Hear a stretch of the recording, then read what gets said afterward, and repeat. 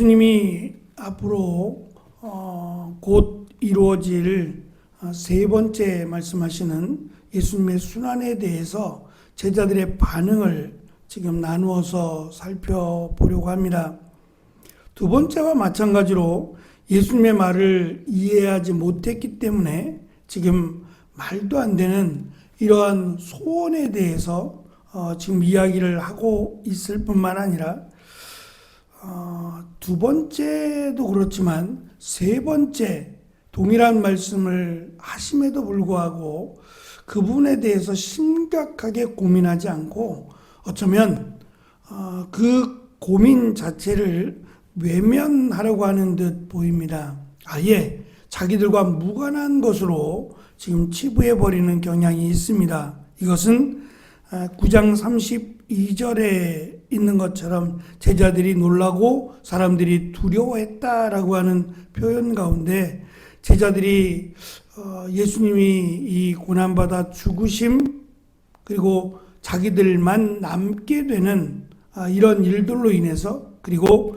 예수님을 죽인 자들이 자신들을 내버려 두지 않을 것이다 라고 하는 그리고 과연 예수님께서 이렇게 능력이 많으신 그 예수님이 그냥 당하고만 계실까 라고 하는 그 마음 때문에 지금 제자들의 반응과 예수님의 말씀이 엇갈리고 있습니다.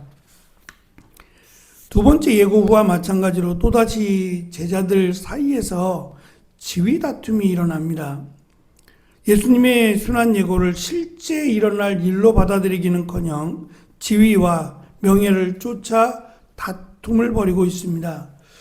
어찌 보면 이 말씀은 예수님의 순환 예고에 대한 너무도 중요한 말씀임에도 이 말씀을 회피하려고 한다고 했습니다.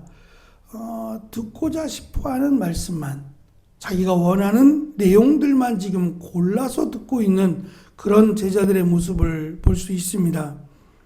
이 지위 다툼이 가속화되어서 세베대의 두 아들인 야고보와 요한은 마치 당당한 권리를 요구하듯이 주의 영광스러운 나라에서 선생님의 오른쪽과 왼쪽에 앉게 허락해 달라는 요청을 합니다. 어찌 보면 이들의 요청이 자신들이 누렸던 기득권과 무관하지 않아요. 다시 말하면 예수님은 다른 제자들과 달리 베드로와 야고보와 요한을 따로 예수님이 데리고 그들과 함께 하신 일들이 있었습니다. 초기에 4명 그 부르심을 받은 베드로와 안드레, 세베대 아들 야고보와 요한 뿐만 아니라 12제자를 임명하실 때 요한에게는 천둥의 아들이라고 하는 이름이 덧붙여지기도 했고 야이로의 딸을 살리는 현장에 이 세 사람을 데리고 갔고 변모 현장 변화산에서 이 세 사람만 데리고 변화산에 가셨고 그래서 이러한 모습들이 자신들을 하나님 예수님이 따로 택하셨다라고 하는 그런 기득권에 대한 정당한 주장처럼 이들이 요구를 합니다. 더군다나 지금 이들의 요구 가운데 주의 영광스러운 나라라고 하는 표현을 써요. 참 아이러니하게도 예수님의 십자가에 달려 죽으시고 그리고 부활하심에 대해서 요한 복음에서만 그것을 영광으로 표현을 합니다. 예수님의 고난 자체를 영광으로 표현하지 마태마가 누가복음은 영광이 아니라 고난이라고 표현을 합니다. 그러니까 지금 이 야고보와 요한이 말하고 있는 영광스러운 나라라고 하는 것이 하나님께서 예비하신 하나님의 나라뿐만 아니라 장차 예수님이 이 땅의 왕이 되어서 누리게 될 그 나라를 지금 조금 더 확대하고 또 강조해서 자기들 나름대로 영광스러운 나라라고 얘기한 거예요. 예수님은 이 자신이 받으실 고난을 영광으로 사실은 설명을 하고 계심에도 전혀 그 영광이 무엇인지를 깨닫지 못하고 스스로 그렇게 포장을 하는 겁니다. 주의 영광스러운 나라가 올 때에 자기들을 오른쪽, 왼쪽이라고 하는, 누가 봐도 그것은 가장 높은 서열의 사람들이 자리한 곳입니다.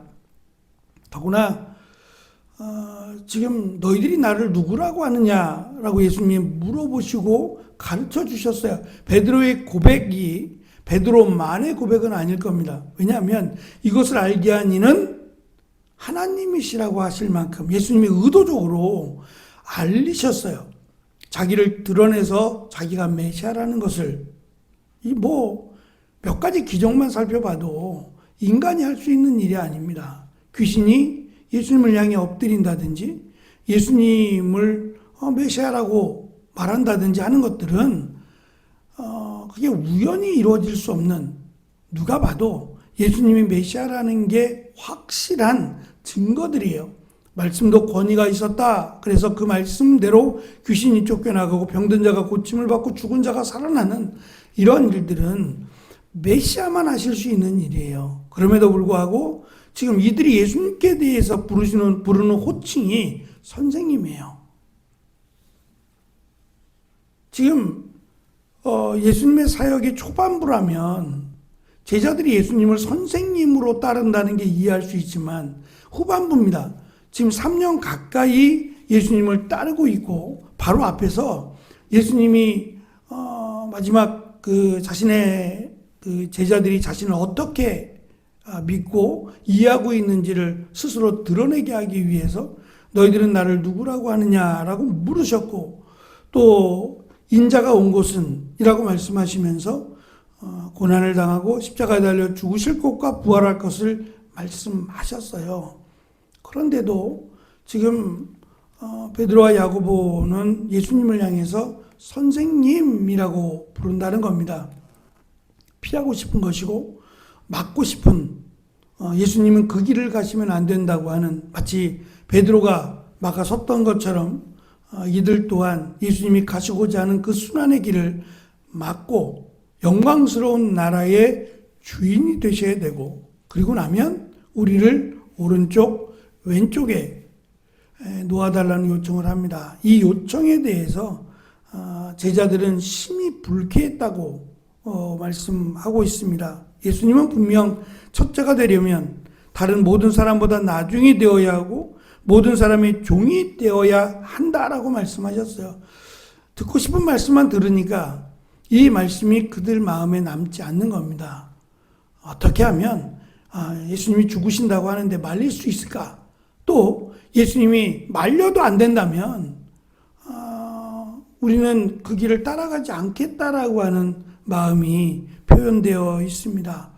정말 들어야 하고 정말 관심을 가져야 하는 말씀에는 관심을 기울이지 않고 자신들이 원하는 데에만 예수님을 믿는다, 예수님을 따른다라고 말하고 있는, 과연 이게 제자도인가에 대해서 성경은 우리에게 질문하는 듯 보입니다.